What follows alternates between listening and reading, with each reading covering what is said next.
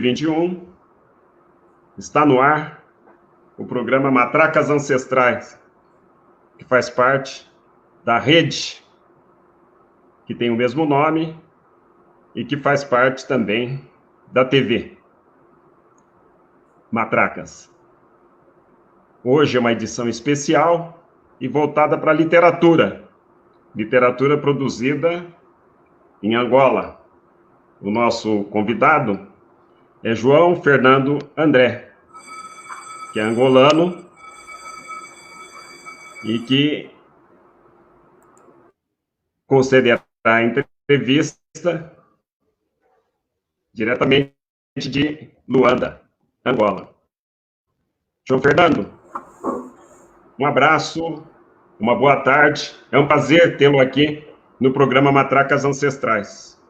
Seja bem-vindo. Votos de boa tarde a todos. É um prazer estar convosco e obrigado por essa recepção calorosa.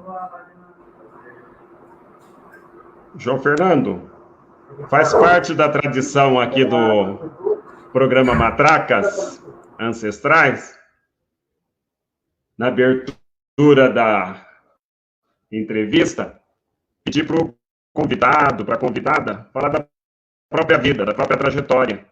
Gostaria que você traçasse, de modo sintético, a sua trajetória, passando aí pela infância, adolescência, até chegar ao exercício docente e de escritor. Passo a palavra para você. Seja bem-vindo e fique à vontade para traçar o painel retrospectivo aí da sua infância, adolescência, até o exercício docente e de escritor. É um exercício difícil, mas vamos procurar, então, fazê-lo.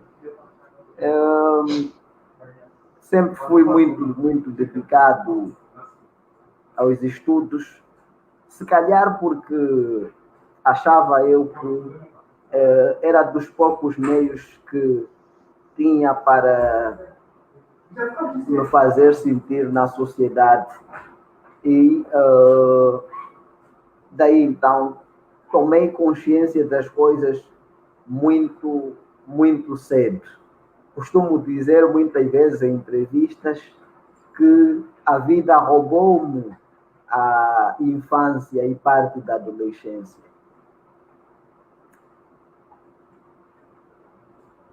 Entro para a escola aos 6 anos e faço uma caminhada escolar sem reprovação até ao mestrado, sem deixar uma cadeira ou uma disciplina, porque sempre fui muito focado. E no 10º ano de escolaridade, ia eu fazer a inscrição numa escola de ensino médio e entro para uma sala num dia normal, sem estudantes, deparo-me com um poema no quadro. Eu, sem noção de poesia, nasci numa família onde a oralidade é mais forte do que a cultura livresca, e apaixonei-me pelo poema. Eu vi que, a princípio, parecia uma coisa, mas depois o texto transmitia outra coisa. Fiquei logo apaixonado por essa mágica, essa subjetividade do texto literário, e daí nunca mais parei de ler e fui sempre investindo um pouco das economias para adquirir livros. E me formei em Ciências Humanas no ensino médio, com brilho. Fui um dos primeiros estudantes com média 14 naquele instituto ou centro pré-universitário. entro para a Universidade Agostinho Neto, que é a universidade mãe aqui de Angola, com uma boa nota também, e termino a graduação ou licenciatura aqui em Angola com honra, uma média de 16 valores, com reconhecimento da própria reitoria. Então, logo terminei esta graduação de licenciatura, começo a fazer o mestrado em literaturas em língua portuguesa e vamos já ao fim de terminar então este mestrado, que está praticamente terminado, e é a partir de 2010 que começo a fazer literatura,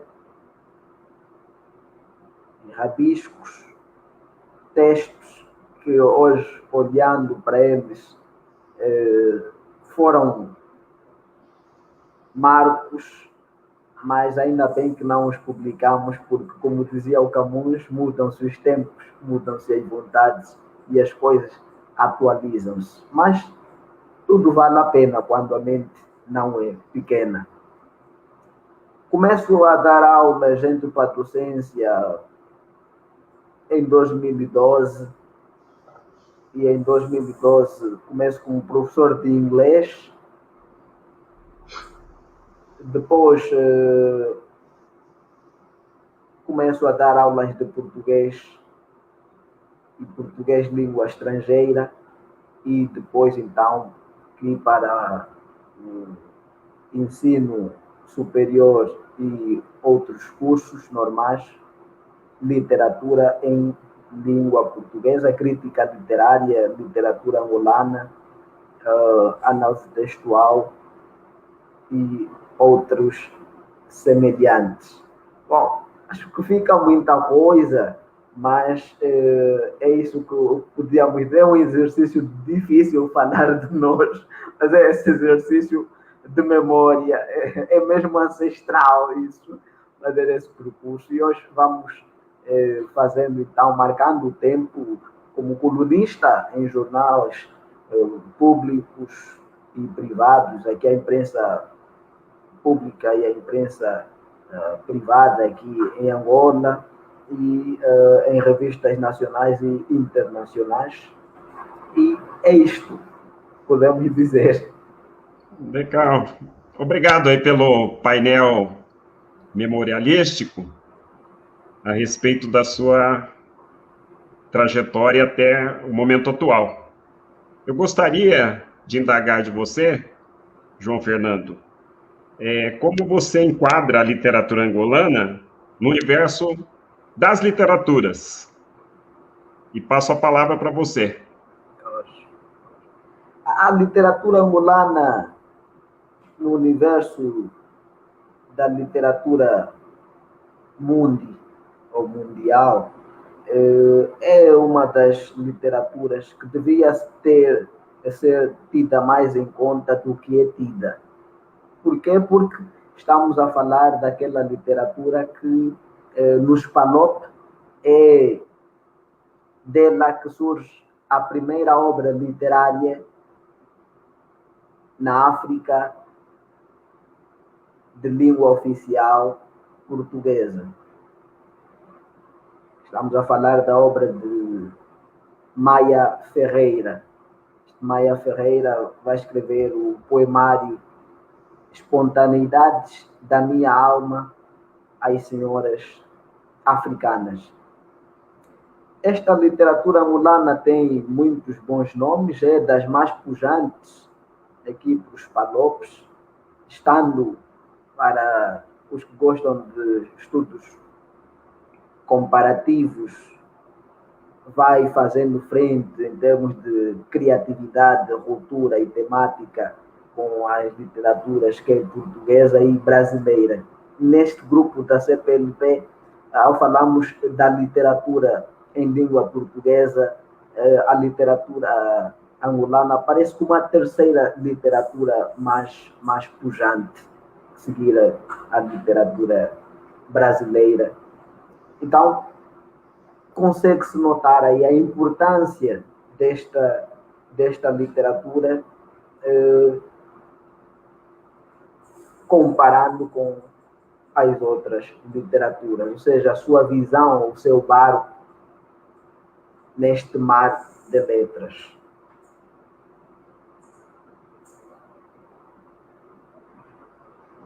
Muito bem. Esse é um enquadramento inicial. Uma outra questão é como você situa os períodos relativos a essa produção angolana. Esse Normalmente a abordagem que tem sido feita, muitas vezes, traz aquilo que Valentin Mundimbe, um filósofo congolês, chamaria de gnosis africana, ou seja, aquela abordagem feita sobre assuntos africanos, mas com uma visão do Ocidente. Que isso às vezes não funciona e comete-se às vezes muitos erros e quase que esses erros são perpetuados.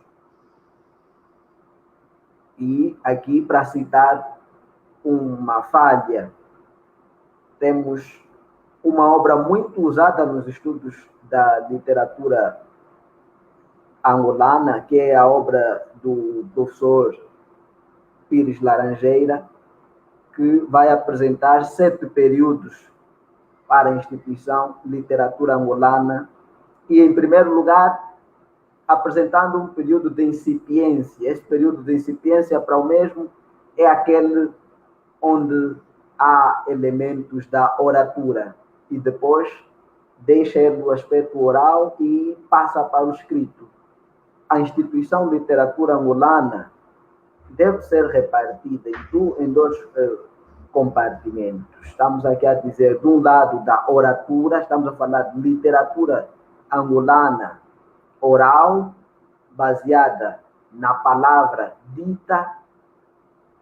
Esta é que é a literatura ancestral, endógena, que nós temos aqui. Estes povos africanos, quer Bantu, quer San, quer Vátua, têm um conjunto imaginativo. Todas as literaturas escritas partiram da oralidade. E aqui em África, em Angola, a oralidade continua a ter esse peso. Continuamos a ter aquilo que chamamos de ensaio parameológico, que é o uso de provérbios para explicar certos acontecimentos que exigem descodificação.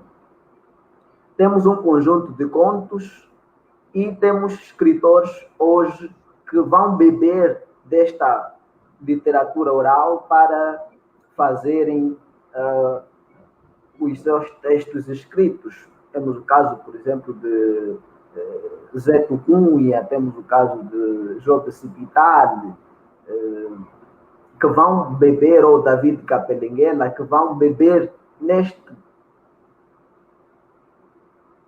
literatura oral e vão levar para o outro lado, que é a literatura escrita. Acontece que muitas vezes o Ocidente parece que tem aquilo que eu chamaria, ou alguns também poderiam concordar comigo, chamaríamos de escritofilia. Ou seja, apegam-se tanto à escrita e tentam menosprezar o oral, embora o oral seja muito mais utilizado. Ora, se olhamos para a literatura angolana escrita, podemos falar de uma literatura dividida para nós em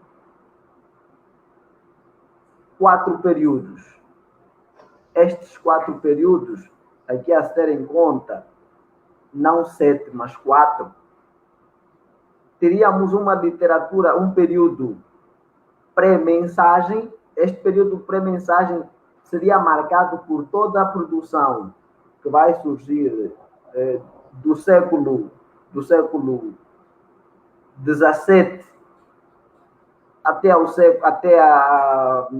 até a primeira metade do século XX.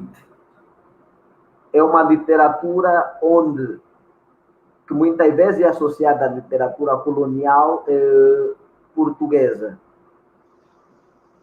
Por quê? Porque há aí certos textos que vão apresentar a figura do negro como exótica, e aí vamos ainda encontrar muitas obras que vão ser feitas em prol da colonização. Vamos encontrar também textos feitos por indivíduos não angolanos, portugueses que aqui estavam e que faziam alguma literatura. Isto vai acabar quando, em 1948, surge o movimento dos novos intelectuais de Angola. Este movimento dos novos intelectuais de Angola vai criar uma nova roupagem, uma literatura propriamente angolana, que só podia ser ligado muito antes com a obra de Cordeiro da Mata, que é o pai da literatura com viés da angolanidade. Mas são estes jovens daquele tempo de 48, do século XX, que vão criar a revista Mensagem, e esta revista é o marco daquela literatura propriamente angolana, engajada, que vai velar pelas coisas da terra, que vai velar pelos negros e por aqueles que na altura sofriam com o jugo colonial. Este primeiro período seria o período pré-mensagem, depois teríamos um período mensagem, que iria então do surgimento da revista Mensagem nos anos 50, 51, 52, que é uma revista que só saiu em 2 números por ser muito censurada pelo colono. Este período vai até os anos 70 e nos anos 80 vamos ter um outro período que seria o período pós-mensagem. Este período iniciaria dos anos 80 e até os anos 2000, e nestes anos há influência, vai-se evitar o cantalutismo que era produzido, e os jovens dos anos 80 do século XX vão trazer, já bebendo de outras influências, outras leituras, vão trazer uma nova roupagem para a instituição literatura angolana. E depois vamos registrar um outro período que, tendo em conta a situação da guerra que se viveu aqui, que foram quase 30 anos de guerra, uma guerra que se diz civil, mas que de civil não tem nada. Houve influências e ambições pelo poder e pelos recursos de Angola, e que nós, por isso mesmo, chamamos este novo período, que é de 2002 até 2010, como o período, até a data atual, como o período o período pós 4 de abril, ou o período da paz. Este período teria um conjunto de novas produções, novos sonhos desta Angola livre, desta Angola sem guerra, e desta Angola hoje que pensa e passa por outros problemas e outros anseios. Bom, seria esta navegação que poderíamos fazer, e que nós apresentamos isso na nossa dissertação de mestrado, criticando alguns desses aspectos da periodização da literatura angolana. Obrigado, João Fernando. Uma questão que me ocorre agora, que eu gostaria também de uma reflexão da sua parte, É que diz respeito ainda a essa questão inicial da literatura angolana no universo das literaturas. Queria uma consideração sua, levando em conta as línguas maternas e a oralidade, e também uma posição que é eurocêntrica, e que nós vivemos isso também no Brasil, nos espaços diaspóricos e no conjunto da América e também do continente africano, que há sempre uma anterioridade que é dada pelas bases europeias. E eu gostaria da sua reflexão a respeito de quais são as bases da literatura angolana do ponto de vista das línguas maternas e dessa oralidade. Essa é uma questão. A literatura angolana, por isso mesmo é que nós fizemos aquela crítica ao modo como se coloca a questão da oralidade na instituição de literatura angolana, dando um período de incipiência.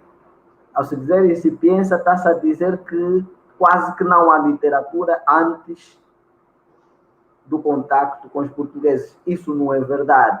Isso não constitui verdade. Estaríamos a lavrar um erro se aceitássemos isto. Então, esta literatura com base nas línguas regionais, com base no saber endógeno, no saber ancestral, esta literatura tem bases no modus operandi do homem africano. Vamos a falar do uso da palavra como um aspecto sagrado. A palavra, esse é um mundo, uma língua regional daqui da Angola, ondaka e cola, ou seja, a palavra é venerada. E vamos encontrar um conjunto de contos que vão trazer aí elementos animistas, que vão refletir os problemas da sociedade, e vamos encontrar ainda um conjunto de canções, porque na literatura oral, quando falamos de Miimbo em Quimbundo, existe, a poesia está diretamente associada à música. E vamos encontrar esse texto, a lírica africana, como assim poderíamos dizer, que vai ser usada quando os senhores ou as senhoras estão em ambiente campestre, ou na caça, ou ainda num outro labor. A música está sempre aí, fazendo companhia, em forma de poesia. Obrigado. Como você chamou atenção para a oralidade e a musicalidade, antes da terceira questão que será formulada, me ocorreu uma outra indagação a respeito, por exemplo, do rap e poesia angolana, do ponto de vista dessa tradição que você fez referência. Há essa articulação e produção, e ela é enfatizada também, e é registrada como produção literária no contexto angolano? É uma coisa que vai surgindo hoje. Nós temos aqui, mas tivemos que... Hoje os jovens foram beber do Brasil e dos Estados Unidos, e temos aqui aquilo que é chamado de spoken word. E este spoken word tem muita influência da oralidade. Vê-se aí um conjunto de elementos associados à oralidade, associados às dificuldades porque passam os homens da sociedade angolana, que é uma marca dos textos orais, e vamos encontrar então aquele ritmo, arte e poesia, que é o spoken word, aparece muito hoje, feito aqui por alguns jovens. Há um movimento que vai crescendo. Falamos aqui de nomes como Bel Neto, falamos de nomes como Antônio Paciência, nomes como Kiokamba Kassua, que vão trazer estes elementos da oralidade nos seus textos orais, dito spoken word. Maravilha. Escritoras e escritores mais sonantes, aqueles e aquelas que são objeto aí de divulgação, às vezes em escalas dadas também pela base ditada ou marcada pela colonização, ou pela relação com a metrópole. Sim. Gostaria da sua reflexão a respeito. O que acontece é que, como no Brasil, nós vamos encontrar uma figura, algumas tentativas, se não mesmo institucionalização de práticas raciais institucionais. Isso está aí visível, sem descurar da qualidade de muitos escritores. Mas vamos notar que aqui temos um conjunto de escritores que são muito bons, mas que são desconhecidos. Uns que vão sendo hoje conhecidos por meio de outros canais, mas que ainda falta muito para chegarem ao conhecimento das diásporas, ao conhecimento das outras instituições literárias. Estamos a falar dos escritores mais conhecidos, escritores como Pepe Tela, Onjaki, escritores como ainda o próprio Agualusa. Estes são os nomes mais conhecidos aí pelo Brasil quando se fala de literatura angolana. Mas aqui vamos notar que, por exemplo, Agualusa não é muito conhecido em Angola. E nós vamos notar um conjunto de escritores aqui, como, por exemplo, a própria figura de Agostinho Neto, Joaquim Dias Cordeiro da Mata, Botelho de Vasconcelos, João Tala, Carmo Neto ou David Capelenguela. São escritores que são pouco conhecidos a nível dos estudos da literatura. Isto porquê? Porque está aí, claro, tendências de dar valor à produção literária, mas também tendo em conta o contacto, a proximidade com o próspero, assim dizer, e tentar calibanizar muitos outros bons escritores. Tanto podemos, estes que aqui citamos e outros, salientar como bons escritores para associar aqueles a estes três que são muito conhecidos a nível internacional. E vamos ver, por exemplo, em manuais de português língua estrangeira, nos níveis em que já se pode ler literatura, só vai constar, aí quando se fala de literatura angolana, Agualusa e Onjaki. Mas nós temos muitos outros bons escritores. O mesmo vai acontecer em Moçambique. Nestes manuais vamos encontrar simplesmente a figura de Mia Couto, quando nós temos também por aí muitos bons escritores e que às vezes pagam simplesmente o pecado, ou por serem negros, então são colocados de lado. Essa é uma reflexão que poderá gerar muitos comentários, mas é isto que vamos, sim, notando a nível da instituição Literatura em Língua Portuguesa.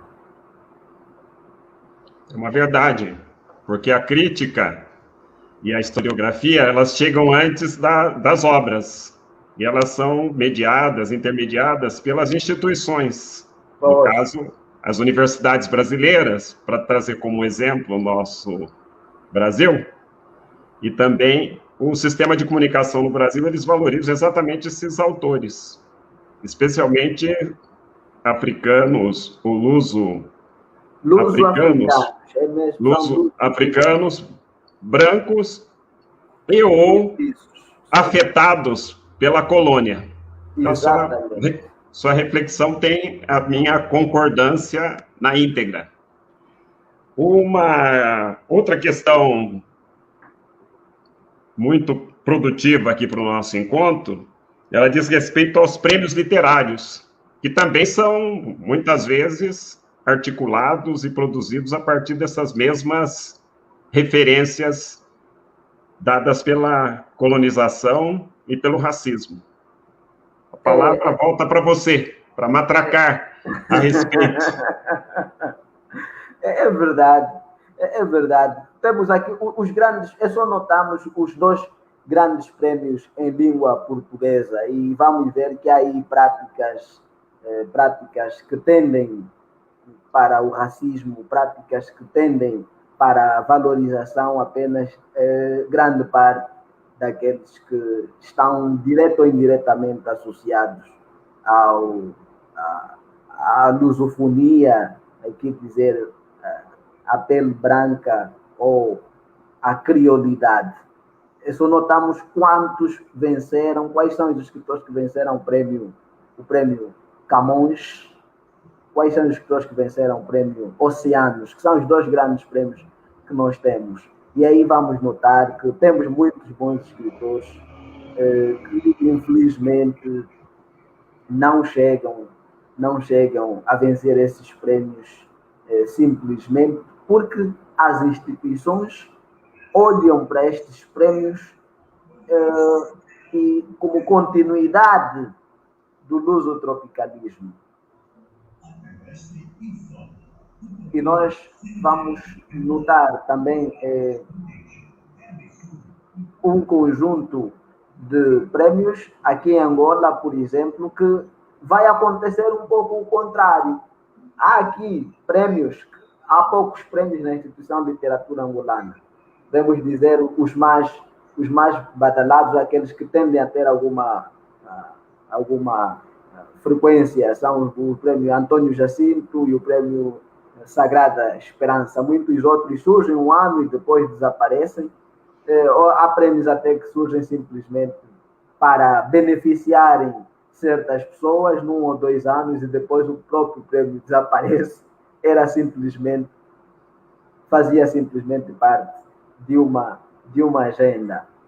E aqui vamos notar alguns prêmios que tendem para a continuidade do lusotropicalismo. E vamos notar outros prêmios que surgem também como uma forma digamos, de luta, assim, entre aspas, em que vai se valorizar também, em muitos casos, a escritores negros, em detrimento de escritores crioulos ou escritores brancos.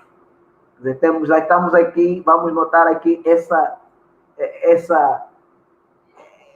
esse embate literário ou ideológico, que é o saber endógeno e o saber exógeno em confluência na instituição literatura angolana. Muito bem. No tocante aos movimentos literários e às influências das vanguardas de outros países no contexto literário angolano. Temos a instituição de literatura angolana, teve até aqui, podemos dizer, 4 movimentos literários ou tendências literárias que vingaram, e outros que vão aparecendo como movimentos literários, mas que, na verdade, se olharmos para o campo dos estudos literários, para o campo literário, não são movimentos literários, são associações cívico-culturais de movimentos literários ou tendências literárias muito que vingaram. Podemos aqui olhar primeiramente para o movimento dos novos intelectuais de Angola, que tinha uma ideologia que era de combater o colono, e isso se refletia nos seus textos, nas suas poéticas. Depois, nos anos 80, surgiu o projeto Brigada Jovens de Literatura, onde muitos dos nomes que hoje são conhecidos começaram a trilhar os seus primeiros passos aí. E destas brigadas de literatura surgiram relativamente, em princípio, estariam ligadas ao cantalutismo, à continuidade daquela literatura do movimento dos novos intelectuais de Angola, aquela literatura que exaltaria o momento socialista, o triunfo da revolução, essa revolução entre aspas, mas isso não aconteceu porque os jovens daquele tempo criaram uma ruptura com o que até aí era ou estava instituído.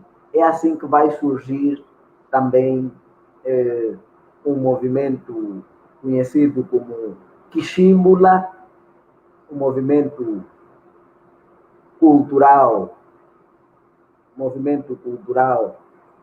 Quichímbula, e vamos ver ainda em 1984 um outro movimento ou tendência, que é a tendência ao Andange, vai surgir do coletivo de estudos literários ou Andange. E mais recentemente, em 2015, aparece o movimento literário Literags.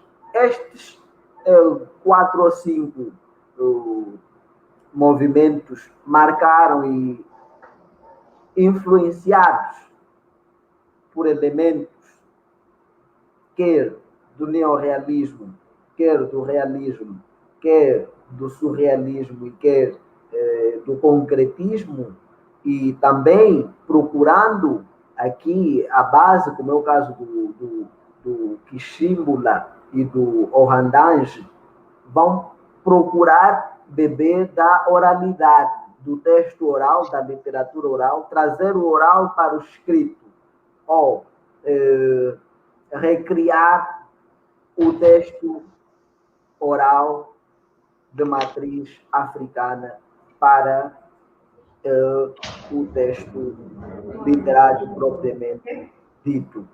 E nós vamos notar estas tendências que vão estar aí patentes, e como o tempo é um juiz, elas estão aí a surgir e vão sendo colocadas na escola.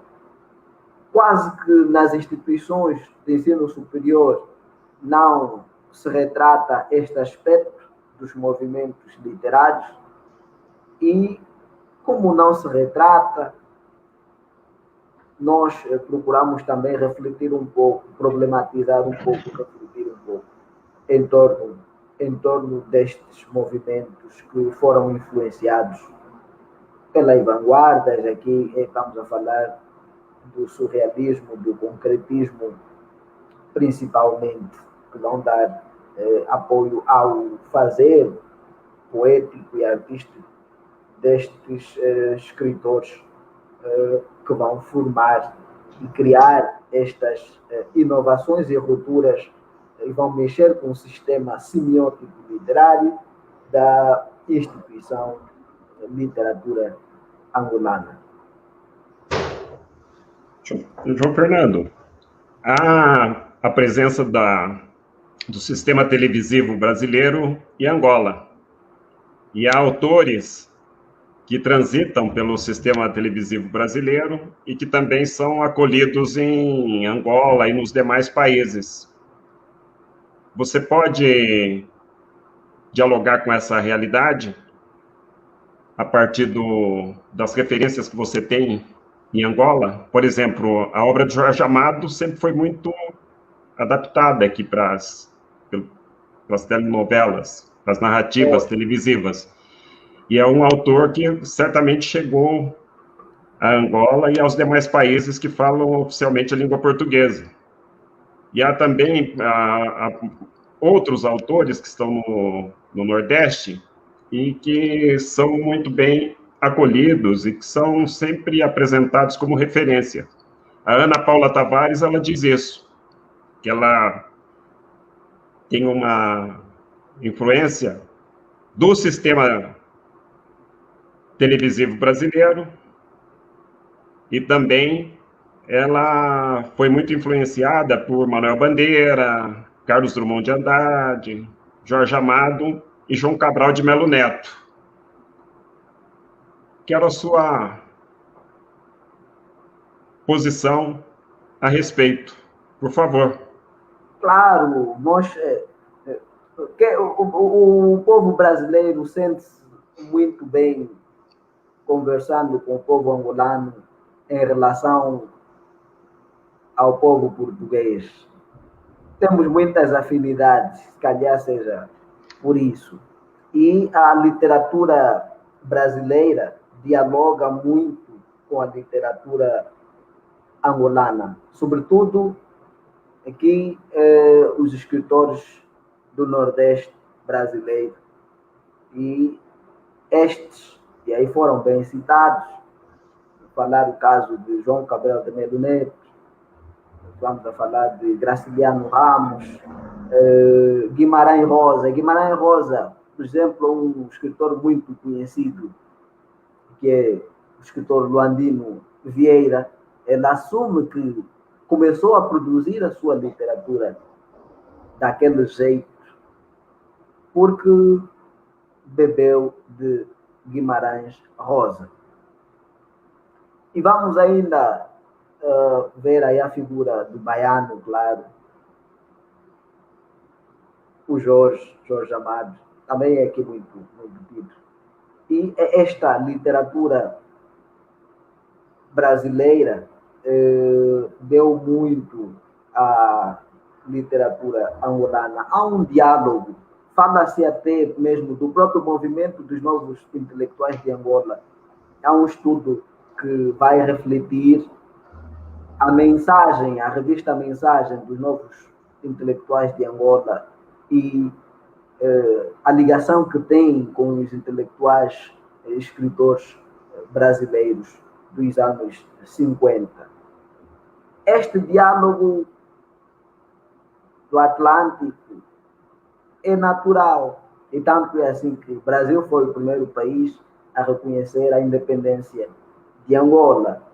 Então, isto acaba sempre por acontecer e depois surge aí as telenovelas, que durante um tempo tivemos muitas telenovelas brasileiras aqui na televisão, mas infelizmente hoje, sabe-se lá por que carga d'água, já vamos notando mais novelas turcas e mexicanas do que novelas brasileiras. Mas este diálogo continua e a prova está aí, este diálogo que estamos aqui a ter e continuamos a ter, por exemplo, com os escritores lá, os nossos membros da Frente Cultural da Língua Portuguesa, e os estudos em si continuam. Há este diálogo, este dialogismo destes dois sistemas literários. João Fernando, nós temos no Brasil uma produção especialmente marcada pela trajetória do Abdias Nascimento, ligado ao teatro negro brasileiro, o teatro experimental do negro no Brasil, e também, na década de 70, retomada essa perspectiva da produção de uma literatura negro-brasileira, que é um campo fundamental também para um diálogo, para romper com aquela perspectiva que você fez referência. Sim. Nos prêmios literários e também na própria recepção que há diferenciada de autores que são luso-africanos ou que estão nesse campo aí de uma criolização, e há um apartheid do ponto de vista do encontro que deveria ser também buscado da produção feita por autores negros e autoras negros e autores e autoras africanos. Então, eu queria só reflexão a respeito, porque essa produção, eu acho que ela não circula. Quer dizer, nós negros e negras no Brasil não falamos da literatura africana, nós não temos esse contato, e também, pelas mesmas imposições e impedimentos, certamente críticos e autores e autoras africanos não têm esse contato com essa produção denominada de literatura negro-brasileira, feita, por exemplo, a partir dos Cadernos Negros e de outros autores. Então, aqui, quando falamos, os mais atentos aqui vão questionando a respeito disto, e um nome aqui muito conhecido é o nome da nossa querida Carolina Maria de Jesus. É aqui conhecida por aqueles mais atentos, aqueles que questionam e que vão atrás deste fazer literário de negros para negros. Vamos encontrar esta produção, leitura, Quarto de Despejo e outras obras desta escritora aqui favelada, como muitos, colocados infelizmente nesta exclusão literária, embora com uma produção com qualidade, mas que infelizmente acabam sendo colocados de lado. Espera-se essa reflexão, isso é necessário, porque se nós não fizermos, ninguém mais vai fazer. E programas como este, Matracas Ancestrais, vai dando provas de que precisamos disso. Está aí a realidade, está aí. Nós precisamos deste diálogo mais ativo, precisamos de partilha destas literaturas que são, infelizmente, colocadas de lado, muitas vezes. Perfeito. E os desafios, meu caro amigo João Fernando? Quais os desafios da literatura angolana? No caso das editoras, das livrarias, revistas e estudos literários. Gostaria da sua posição a respeito dessas questões. Você pode ir por partes aí. Então, como a literatura, em primeiro lugar, os desafios da literatura angolana são os mesmos desafios da literatura, de toda a literatura feita na CPLP. Este desafio, em primeiro lugar, passa por mais reconhecimento desta literatura. A literatura feita em língua portuguesa ainda não é tida como grande literatura, que é multicultural a nível das repúblicas das letras, como diria Pascal Casanova. Só notamos que em algumas feiras internacionais vamos encontrar um espaço um stand para a literatura alemã, para a literatura francesa, para a literatura ganense, para a literatura sul-africana ou para a literatura americana aqui dos Estados Unidos. Mas vamos encontrar um pequeno stand que é para a literatura em língua portuguesa, colocando todo mundo aí no mesmo saco, no mesmo lugar, porque é uma literatura ainda tida como uma literatura periférica. Portanto, o nosso primeiro grande desafio passa por criarmos mais prêmios literários, acabamos com esse racismo estrutural que nós vamos notar nos nossos sistemas semióticos literários e mais traduções. Precisamos de traduzir toda a literatura, ou quase toda a literatura brasileira, de negros, mestiços, brancos. O mesmo temos que fazer com toda a literatura portuguesa, com toda a literatura angolana, com toda a literatura moçambicana, com toda a literatura cabo-verdiana. E vendemos mais para o mundo. A CPLP faz pouco quando se trata do aspecto cultural. É que nem o livro, nós não temos uma circulação saudável do livro nestes 8 países, para não dizer 9 países, que fazem a CPLP.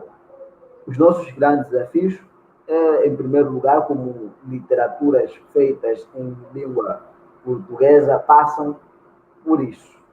Traduções e acabamos com o racismo estrutural que se vai notando. A seguir, aqui mais para a literatura angolana, precisamos de criar mais livrarias. Temos poucas livrarias e as poucas que existem vão desaparecendo hoje. Não há incentivo para o fomento do livro propriamente em Angola. Há poucas políticas voltadas para a promoção do livro e da leitura. Quer que as pessoas leiam, mas o livro custa, tem o mesmo preço que meio saco de arroz. Assim não chegamos lá. Queremos que as pessoas passem a ler mais, mas não oferecemos livros, as escolas não compram, ou o próprio Ministério da Cultura e da Educação não compra, não tem políticas para comprar pelo menos 10% de todos os livros lançados por escritores angolanos. E precisamos de mais apoio, precisamos de formação de livreiros, precisamos de mais bibliotecários, precisamos de mais circulação dos livros nesta parte. Agora, podemos também dizer que falta também mais unidade entre os escritores. Há um conflito intergeracional. Este conflito é até certo ponto positivo, mas quando já procura prejudicar certos bons escritores porque alguém domina certas instituições, aí já não tem nada de saudável. Quando procuramos prejudicar o outro simplesmente porque achamos que é bom e que está aí para tirar, pensamos que vai tirar o lugar de alguém, quando na verdade o que se escreve, a literatura é um bem universal e é um bem da nação, é um bem para o país. e não precisamos de prejudicar o outro que está aí a fazer o seu bom trabalho, está aí a fazer o melhor de si para procurar ter um lugar ao sol. Portanto, são esses aspectos. A falta... E o lugar das revistas, de programas também, como hoje nós estamos aqui, sim. nesse lugar, não é, de um exercício de diálogo em torno da literatura. Gostaria desses dois pontos, né, do papel das revistas, que elas articulam também uma política para encruzilhar os interesses dos escritores e escritoras. E também, por último, o papel dos estudos literários, porque é necessário também, do ponto de vista do cânone, uma renovação da disciplina histórica literatura, e considerando daí as literaturas dos países aí da composição, dos falantes de língua portuguesa. Claro. Precisam de dar uma outra ênfase aí nas produções, e levando em conta que essas produções, elas são anteriores à presença do colonizador. Pois. As revistas vão surgindo, mas temos poucas revistas. Das mais sonantes, atualmente temos a revista Palavra e Arte, que é uma revista que vai trazer aí textos literários, quer de jovens e quer de escritores das outras gerações. Temos a revista do Movimento Literário Literax, que é a revista Tunda Vala. A Editora Azul também tem uma revista, a revista Letras de Ouro. A União dos Escritores fez agora ressurgir, do ano passado, este ano, a revista Lavra e Oficina, e são estas atualmente as mais badaladas. Temos ainda uma ou outra que vai trazer textos literários, como é o caso da revista Austral, da TAG, a companhia aérea, mas são poucas, precisamos de mais revistas. Quanto aos estudos literários, nós temos lá fora muitos estudos feitos, mas são quase sempre feitos com os mesmos escritores. O que é necessário? Novas produções. E estas novas produções, às vezes, devido a esse sistema criado, que nós bem conhecemos, às vezes há tendências de se negar ou encorajar a produção de estudos de obras de novos escritores que trazem novas temáticas, novas estéticas nas suas obras. E precisamos destes novos estudos. Precisamos de uma nova produção e precisamos de atualizar o próprio cânone, que aqui existe, mas que ainda não está também legitimado. Mas ele existe aí implicitamente. E estes estudos, pelo Brasil, vamos notar muitos estudos, mas que são quase sempre estudos feitos pelos escritores. Nós temos muitos escritores. Eu tenho textos, quer no jornal, o Gazeta, lá do Brasil, em Pernambuco, e temos aqui em Angola, o Jornal de Angola, há textos onde eu trago um conjunto de novos escritores que têm qualidade, mas que não são muitas vezes tidos nem achados, devido a esse sistema criado que nós bem conhecemos. Mas nós precisamos e vamos hoje fazendo alguns estudos em torno das novas obras que vão surgindo. O espaço literário desse movimento tem um espaço, contexto, onde vai apresentando estudos de novas obras. Pelas faculdades vão surgindo aqui a Faculdade de Humanidades, o ISHED, que é o Instituto Superior de Educação, vai também trazendo alguns estudos voltados a novas obras. Muito bem, muito bem.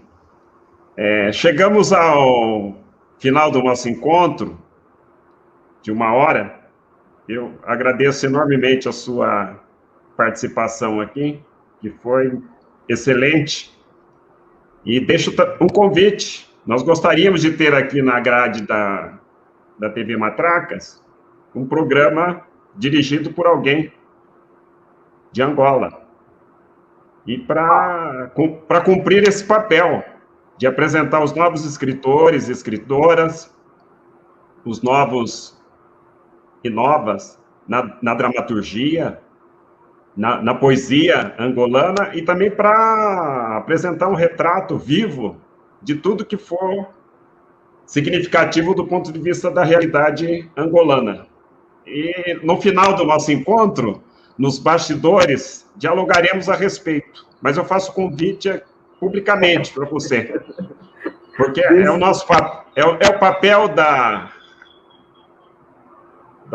matracas e da nossa ancestralidade, a gente buscar essas amarras para encruzilhar as nossas forças e romper com esse epistemicídio, com o esmagamento que há do ponto de vista dos sistemas instalados no Brasil e no Ocidente, e que tem a ver com essa visão que acaba restringindo o acesso dos nossos aos sistemas de representação, o que inclui também os sistemas literários.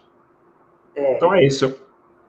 Eu gostaria da sua consideração final e deixo também meu abraço afetuoso e a minha gratidão pela sua presença aqui. Passo a palavra para você, para matracar. Eu agradeço o convite e vamos, claro, entrar em contato depois para tratarmos daquele outro assunto, essa provocação que fez aqui o nosso amigo Fausto, e dizer que precisamos de pensamentos críticos, precisamos de romper com este, como diz muito bem, epistemicídio. Precisamos de dar a conhecer muito boa gente, muitos bons escritores, quer do Brasil, quer de Angola e dos outros lados da África, que infelizmente são desconhecidos, porque não temos, em muitos casos, meios como este da TV Matraca, que vai trazer aqui programas interessantes como este Matracas Ancestrais, que vai procurar dar voz e vez àqueles que merecem, mas que infelizmente não têm estas oportunidades. E a literatura angolana está aí viva, não é como muitas vezes se quer fazer sentir uma literatura, às vezes passa-se aquela ideia de literatura com alguma inércia. Isso não é verdade, continua ativa, temos muitos lançamentos de livros que vamos notando, temos as senhoras, só de senhoras, o último estudo que eu fiz, estamos a falar de cerca de 200 escritoras. Nos falou que possivelmente sejamos o país com mais escritoras. E estão aí as senhoras. Então não se entende porque que só se conhece uma ou duas senhoras. Temos muito mais. E é preciso dar voz e vez a essas senhoras. Temos muitos bons escritores, que é preciso dar vez e voz também a estes senhores que vão produzindo, mas que infelizmente passam também por não ser visto, porque temos infelizmente, meios que vão procurando, em muitos casos, não trazer este pensamento, vão procurar simplesmente trazer uma epistemologia ocidentalizada. Um caso, por exemplo, do professor Dr. Luís Canjimbo, que vai fazendo boas reflexões e usando no seu corpus só filósofos, escritores, intelectuais africanos, banto, em muitos casos, e que, quando levados para o exterior, dizem: como é que essa gente existe? Essa gente existe, nós nunca vimos essa gente. Mas está aí, estão aí, e que vão criando rupturas com este pensamento que vigora e que vai tentando aniquilar os outros modos de operar, as outras epistemologias, e que, na verdade, o mundo só cresce com o contributo de todos. Muitos dos problemas que nós temos hoje a nível do mundo é simplesmente porque há tendências colonizadoras. Então, fico por aqui, deixando estas últimas palavras, estas últimas reflexões. Obrigado. Eu agradeço imensamente e quero, nos momentos finais, agradecer também aqueles e aquelas que participaram, que fizeram intervenções e que compartilharam o programa de hoje. Eu agradeço e peço mais compartilhamento e que possam também assinar a TV Matracas e curtir o programa para que ele possa ter um alcance maior. Agradeço o Alexandre, que se manifestou aqui, falando da necessidade de estudos que possam trazer a produção literária de Angola e de Moçambique, que elas devem e podem contribuir muito com os processos de ensino de língua portuguesa e com o cânone também literário. E agradeço e deixo um abraço para o professor Alexandre Timbani, que se manifestou aqui, elogiando a presença do nosso caro amigo João Fernando André, e elogiando também o próprio programa Matracas Ancestrais. Então, nós encerramos o encontro de hoje. Eu convido os amigos e amigas para, na próxima quinta-feira, acompanharem o programa Matracas Ancestrais. A nossa convidada será a vereadora Paola Miguel, do PT Campinas. Então, um abraço, bons momentos, saúde e paz.